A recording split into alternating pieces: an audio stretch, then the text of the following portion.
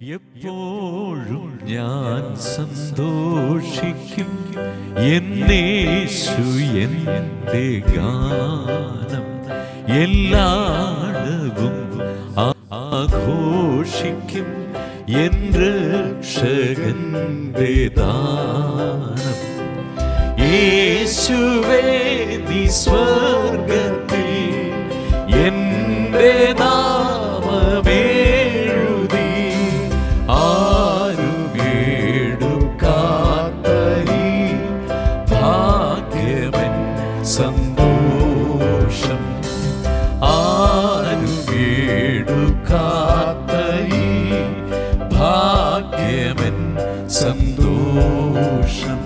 നിൻ രാജ്യത്തിൻ ഒരന്യനായി ഭൂമിയിൽ ഞാൻ ഉഴന്നു. നീ വന്നതാലേ ധന്യനായി പ്രവേശനം നീ തന്നു. യേശുവേ നീ സ്വർഗത്തിൽ എൻ്റെ നാമമേഴുതി ആരുമേടുക്കാത്ത ഈ ഭാഗ്യമൻ സന്തോഷം. ആരുമേടുക്കാത്ത ഈ ഭാഗ്യമൻ സന്തോഷം. എന്നെ കേൾക്കുന്ന എല്ലാ പ്രിയപ്പെട്ടവർക്കും കർത്താവായ യേശുക്രിസ്തുവിന്റെ നാമത്തിൽ സ്നേഹവന്ദനം.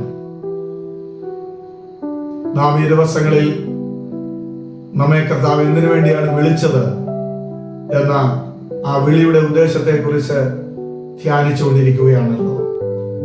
കഴിഞ്ഞ ദിവസം നമുക്ക് ദൈവവചനത്തിലൂടെ ചിന്തിപ്പാനായിട്ട് സാധ്യമായി തീർന്നത് നമ്മെ കർത്താവ് വിളിച്ചത് സന്തോഷത്തോടെ ജീവിതത്തിൽ വരുന്ന കഷ്ടത അനുഭവിക്കുവാൻ കൂടെയാണ്. കാരണം നമ്മുടെ കർത്താവ് നമുക്ക് മുൻപേ ആ കഷ്ടമൊക്കെ അനുഭവിപ്പാൻ ഇടയായിത്തീർന്നു.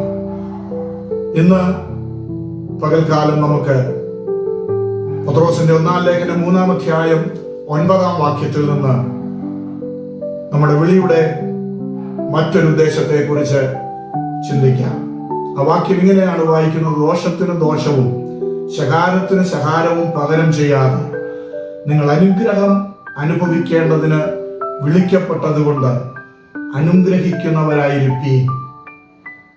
ഇവിടെ നമുക്ക് മനസ്സിലാക്കുവാനായിട്ട് കഴിയുന്നത്, നമ്മെ ആരെങ്കിലും ശകാരിച്ചാൽ നാം പകരം ശകാരിക്കരുത്. നമ്മെ ആരെങ്കിലും ശപിച്ചാൽ നാം പകരം ശപിക്കരുത്. നമുക്കെതിരെ ആരെങ്കിലും ദോഷം ചെയ്താൽ നാം തിരിച്ച് ദോഷം ചെയ്യരുത്. മറിച്ച് ഇവിടെ വായിക്കുന്നത്, നാം അനുഗ്രഹം അനുഭവിപ്പാൻ വിളിക്കപ്പെട്ടവരാണ്. നമ്മുടെ വിളിയുടെ ഉദ്ദേശം അവിടെ പറഞ്ഞിരിക്കുന്നത് അനുഗ്രഹം അനുഭവിക്കുക എന്നതാണ്. ഈ പറയപ്പെടുന്ന അനുഗ്രഹം കേവലം ഭൗതികമായ അനുഗ്രഹം മാത്രമല്ല, അതും ഒരു നാണയത്തിന്റെ ഒരു വശമാണ്. അതിനപ്പുറമായി ആത്മീയമായ എല്ലാ അനുഗ്രഹങ്ങളാലും നമ്മെ അനുഗ്രഹിക്കുവാനായിട്ടാണ് കർത്താവ് നമ്മെ വിളിച്ചിരിക്കുന്നത് എന്ന ഉത്തമ ബോധ്യം നമുക്കുണ്ടാകണം. അപ്പോൾ ഇവിടെ പത്രോസ് ഓർമ്മപ്പെടുത്തുന്നത്, അനുഗ്രഹം അനുഭവിക്കുവാൻ വിളിക്കപ്പെട്ടിരിക്കുന്നത് കൊണ്ട് നാം മറ്റുള്ളവരെ അനുഗ്രഹിക്കുന്നവരായി തീരണം. നാം അനുഗ്രഹം അനുഭവിക്കുമ്പോൾ തന്നെ നമ്മിലൂടെ മറ്റുള്ളവരും അനുഗ്രഹിക്കപ്പെടണം. അതുകൊണ്ട് വചനം നമ്മെ കൃത്യമായി ഓർമ്മപ്പെടുത്തുന്നു, നമ്മെ ശപിക്കുന്നവർക്ക് വേണ്ടി നാം പ്രാർത്ഥിക്കണം. നമുക്ക് ദോഷം ചെയ്യുന്നവരോട് നാം തിരിച്ചു ദോഷം ചെയ്യരുത്. തിന്മയ്ക്ക് പകരം തിന്മയല്ല നാം ചെയ്യേണ്ടത്, തിന്മയ്ക്ക് പകരം നന്മ ചെയ്യണം. നമ്മെ ശപിക്കുന്നവരെ നാം അനുഗ്രഹിക്കണം. കാരണം നമ്മെ വിളിച്ചിരിക്കുന്നത് അനുഗ്രഹം അനുഭവിപ്പാനാണ്.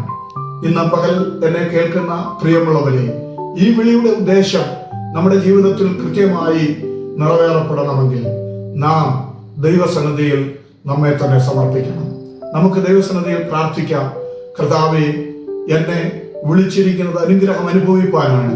അതുകൊണ്ട് ഞാൻ മറ്റുള്ളവരെ അനുഗ്രഹിക്കുന്ന ഒരു വ്യക്തിയായി തീരണമേ എന്ന് ദൈവസന്നിധിയിൽ സമർപ്പിച്ച് പ്രാർത്ഥിക്കുന്നു. ഇന്ന് പകൽക്കാലം പ്രിയമുള്ളവരെ, നമുക്കാരെങ്കിലും ഒരാളെ കർത്താവേ അവരെ അനുഗ്രഹിക്കണമേ എന്ന് പറയാൻ അവസരം ലഭിച്ചാൽ അത് ഏറ്റവും ധന്യമാണ്. അതിനായി കർത്താവ് നമ്മെ സഹായിക്കട്ടെ. Thank you and God bless you.